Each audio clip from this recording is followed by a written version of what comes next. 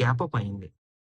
Okay, previous candle ఏదైనా కానివ్వండి, అది రెడ్ క్యాండిల్ అయినా కానివ్వండి, ప్రీవియస్ క్యాండిల్ అది ఏ క్యాండిల్ అయినా కానివ్వండి, మార్కెట్ లో ఇది ప్రీవియస్ డే క్లోజింగ్.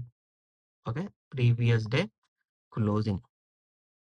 దాని తర్వాత ఏమైంది, ఆ నెక్స్ట్ డే మార్కెట్ లో గ్యాప్ అప్ రెడ్ క్యాండిల్ అయింది. రెడ్ క్యాండిల్ అయింది. ఓకే, రెడ్ క్యాండిల్ అయింది.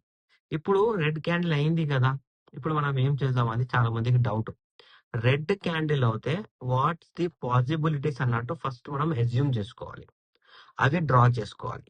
ఎగ్జాంపుల్, ఇప్పుడు దాకా నేను ఏం చెప్పాను, క్లోజింగ్ ఇస్ అ బ్రేక్అవుట్ అని చెప్పాను. ఓకే, అనుకుందాం, ఫర్ సపోజ్ అనుకుందాం ఇది రెడ్ క్యాండిలే అనుకుందాం. రెడ్ క్యాండిల్ క్లోజింగ్ ఎక్కడ ఉంది, కింద ఉంది. ఇప్పుడు ఇది మనం గ్రీన్ క్యాండిల్ అనుకుంటే గ్రీన్ క్యాండిల్ క్లోజింగ్ మీద ఉంటది. ఓకే, జస్ట్ ఎగ్జాంపుల్ తో నేను చెప్తున్నాను ఫస్ట్ రెడ్ అని.